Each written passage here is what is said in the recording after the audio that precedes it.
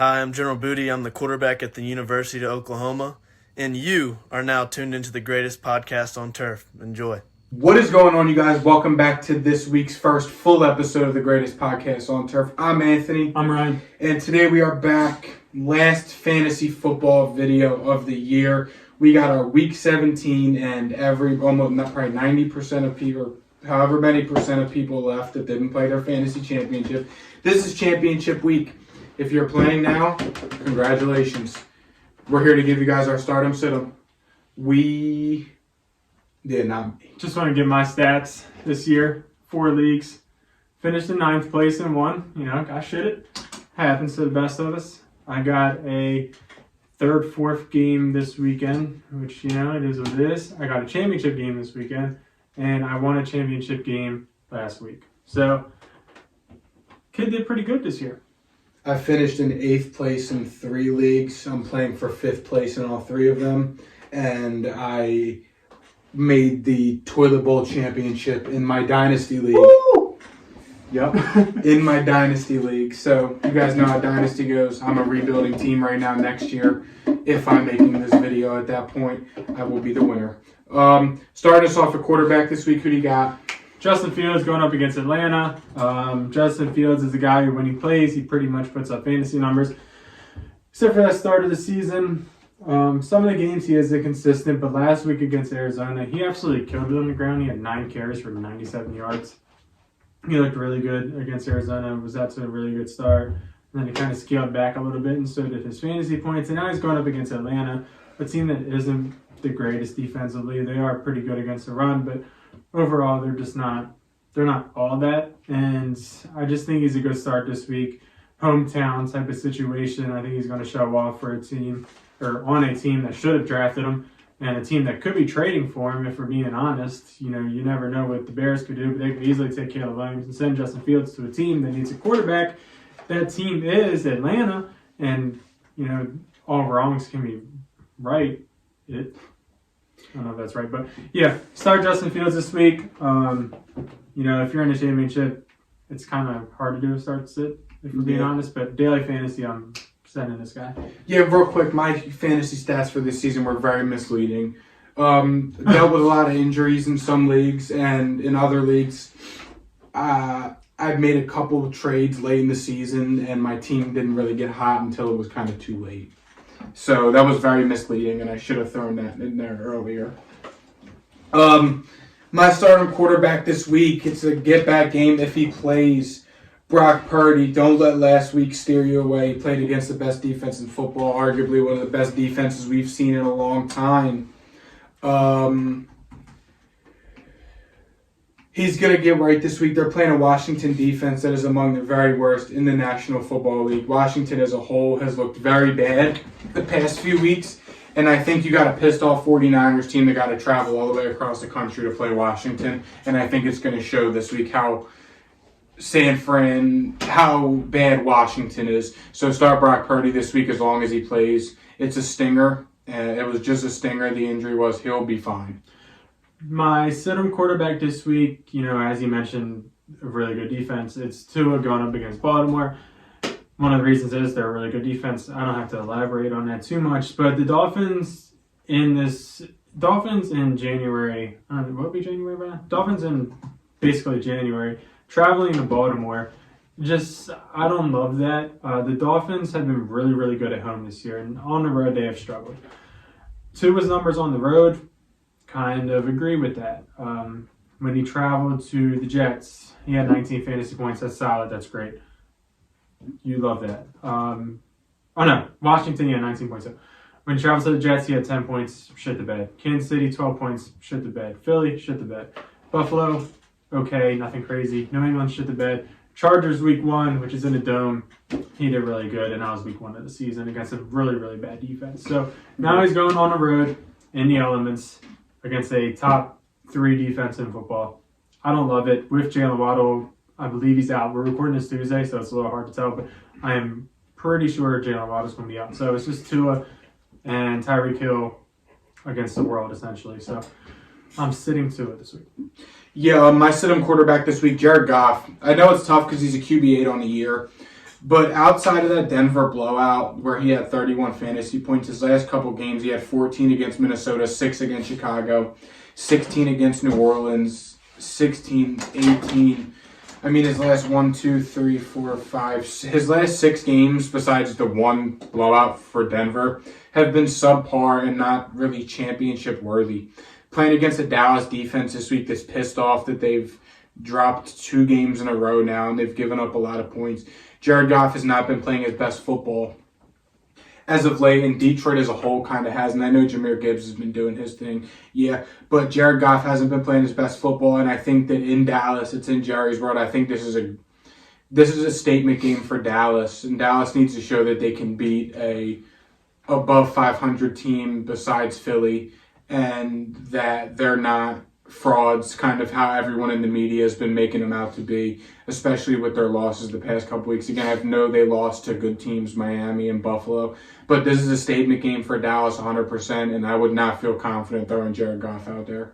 Jumping to the running back side, my first start of running back this week is DeAndre Swift going up against Arizona. I know this guy's been an absolute headache to have in fantasy football, mainly because the tush push, and I understand it completely because I have him too. Against the Giants this week, he basically did nothing until the very end of the game. And when the game was on the line, it seems like they trusted DeAndre Swift. They really fed him the ball. And he paid off for him. He was running the ball really, really well, even when the Giants knew that it was coming. And he basically solidified that game and wrapped it up for him. I feel like, and I keep saying this, the Eagles need to trust them at some point because their offense is struggling, whether we like to admit it or not.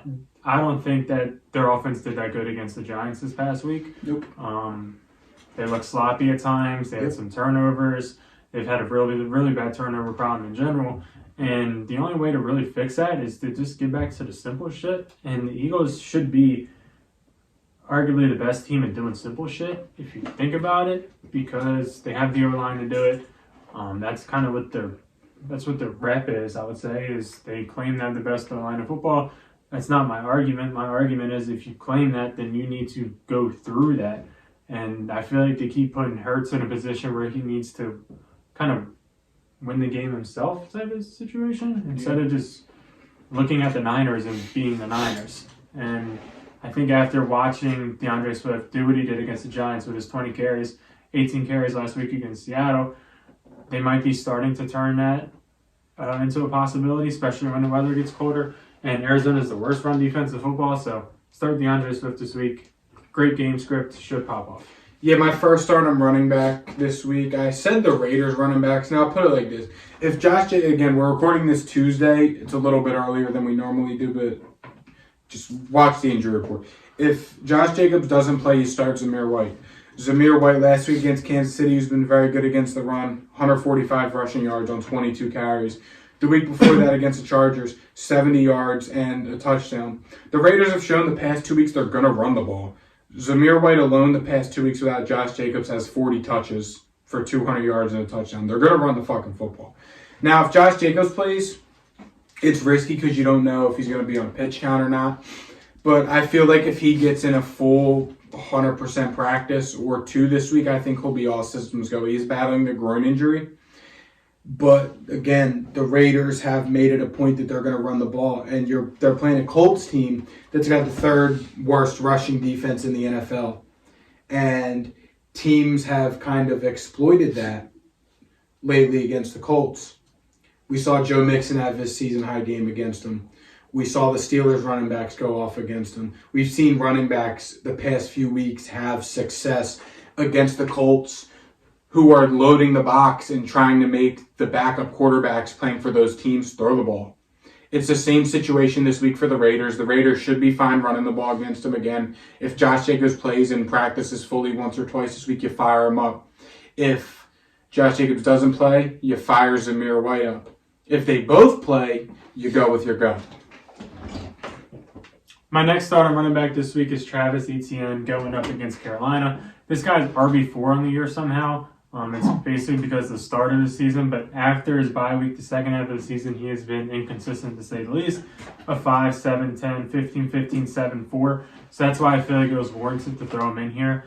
I think he's a great start this week against Carolina. The reason that he's been struggling, one, the game against Baltimore's a really, really good defense. The game against Tampa's a really, really good defense when it comes to stopping the run.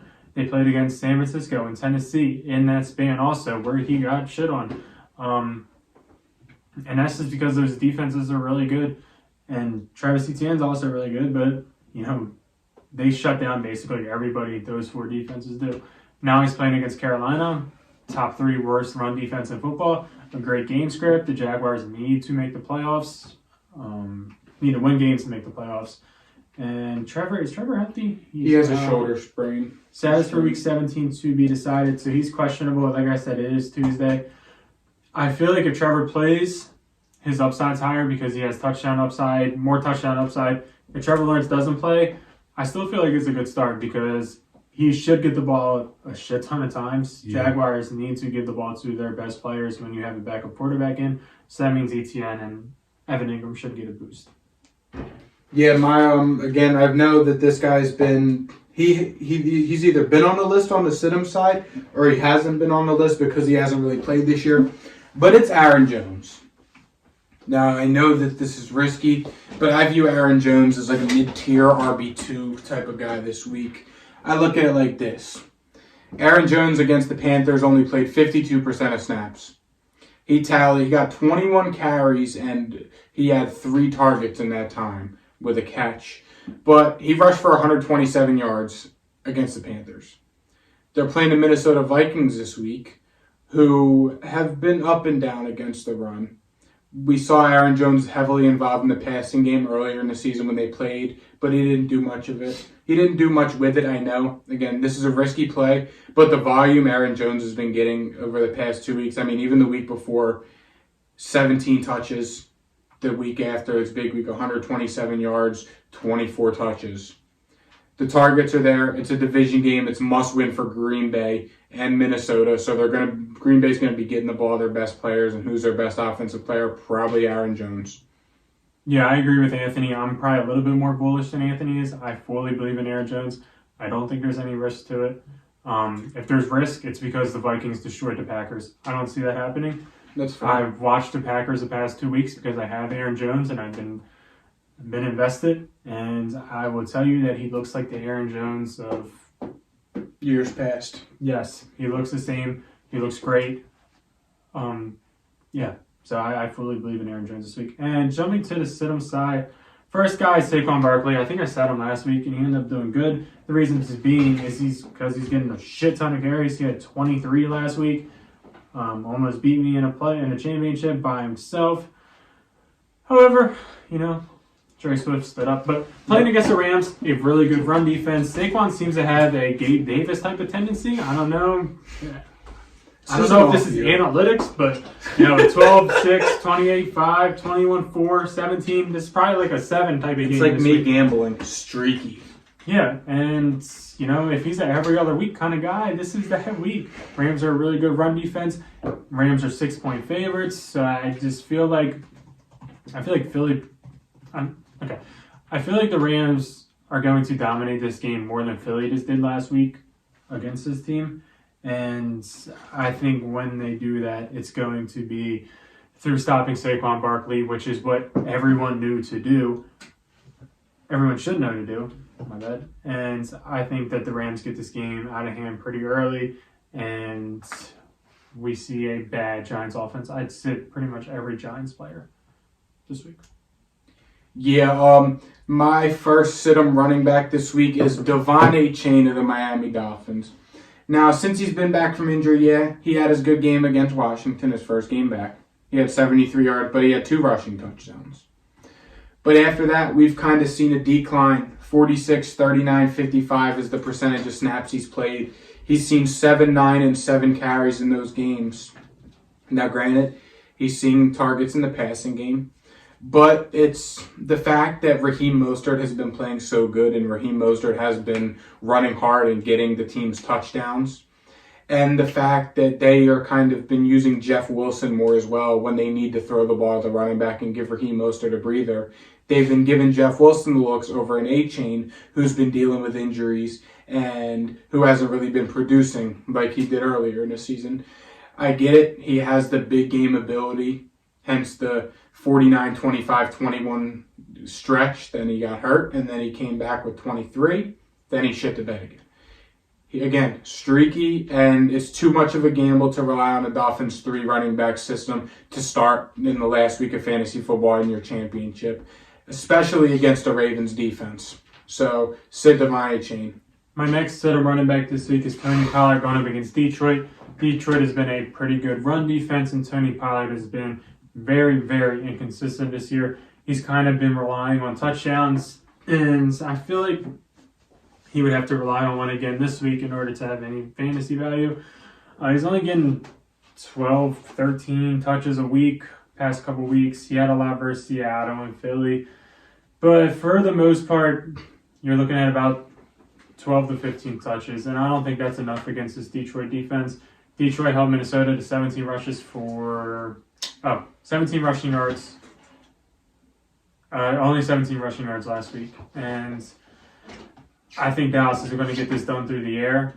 I don't think that they give it to Tony Pollard that much. I would be starting pretty much every Dallas receiver that's worth starting. Jake Ferguson, send him out there too. But the running back core, I would not do that.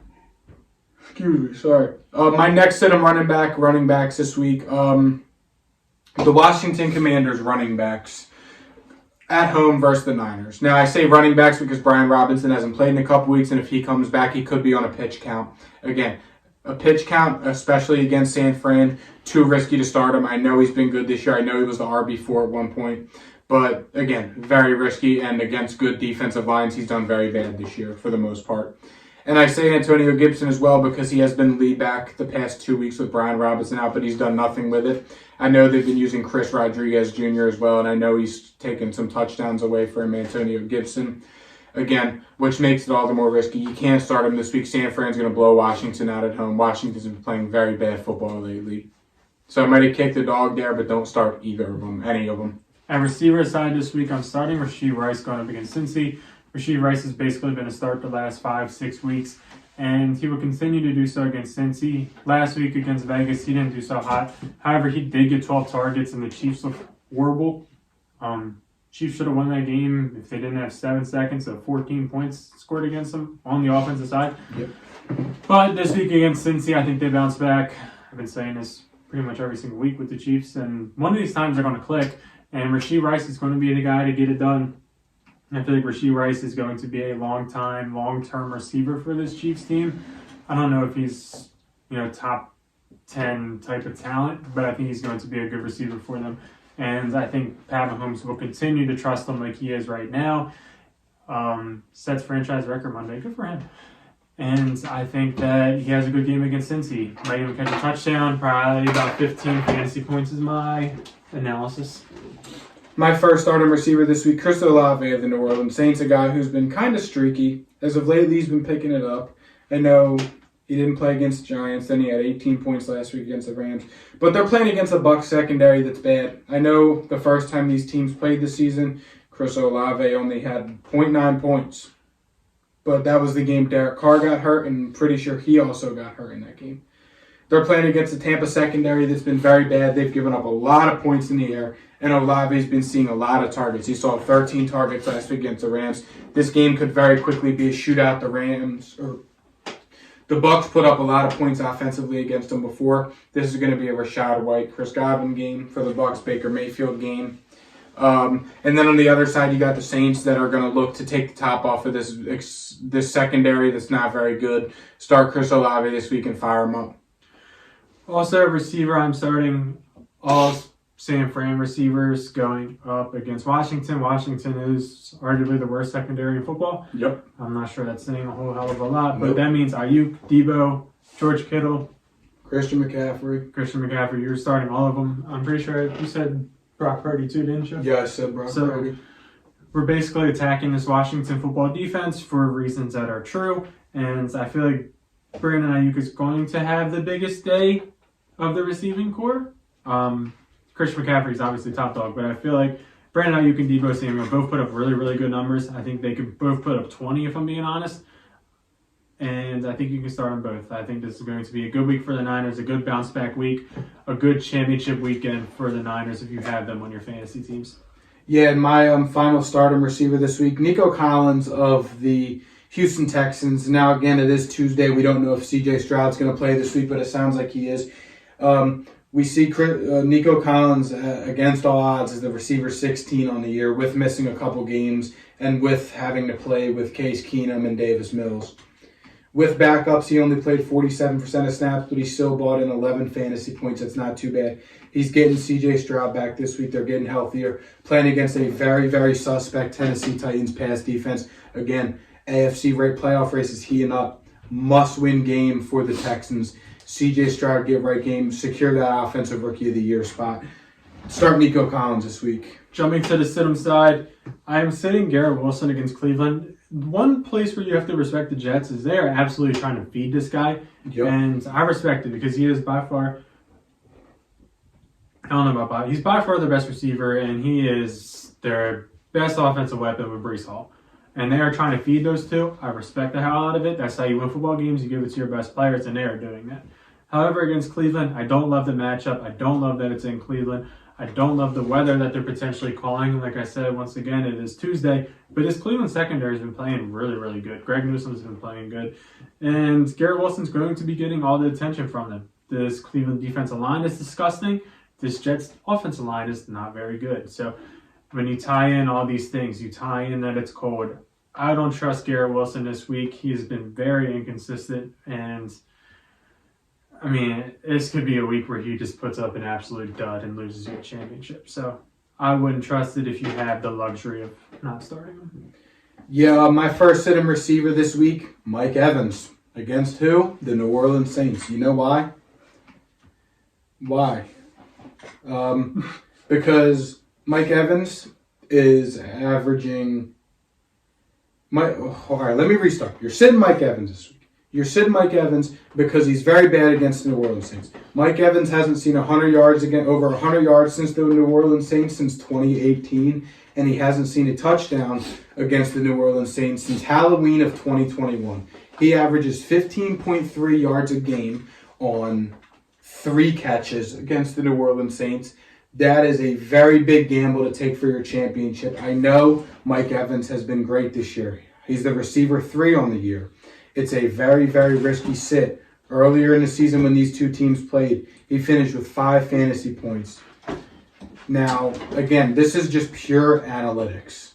This is straight analytics. You don't start Mike Evans this week against the Saints because, again, the odds are against you, analytics are against you, and the Saints are against you. So do not start Mike Evans this week. Also, receiver, I'm sitting George Pickens going up against Seattle. But George Pickens just had 200 yards and 2 touchdowns, Ryan. So I'm doing it. I don't trust it.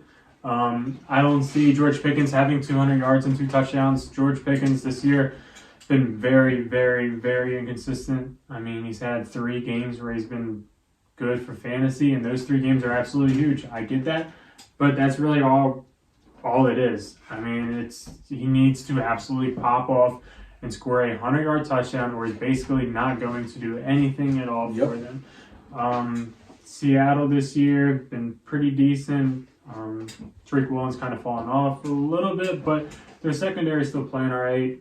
They shut down A.J. Brown pretty well. He had 10 targets, 5 receptions, 56 yards, and that's A.J. Brown. Yep. So I don't see George Pickens having that much success. Obviously, if you don't have any other options, then start him, but be sure to ask us our opinion if you appreciate it. And my final sit-em this week, this is another analytics sit. I kind of lobbed you. I have a lob for you with this one. I'll see if you pick up on it. Probably not. Amari Cooper at the Jets. No. But Anthony, Amari Cooper just had 51 fantasy points. Well, again, this is a strict analytics sit.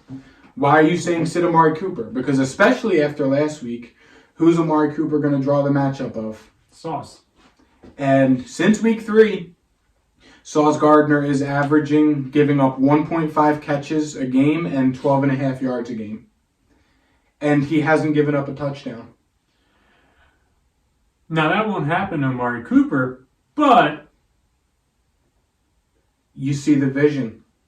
Again, We're that's looking at 3 averages. catches for 42 yards. And that is not winning you a championship. Is that it? Yeah. Oh, cool. Well, good luck. Thank you guys for another great fantasy football season. Be sure to don't miss out on any of our best bets. I tend to get very hot in the playoffs, knock on wood. But, yeah, stay tuned for some NFL draft content in the future. Thank you guys for watching. We'll see you guys next time. See ya. Peace.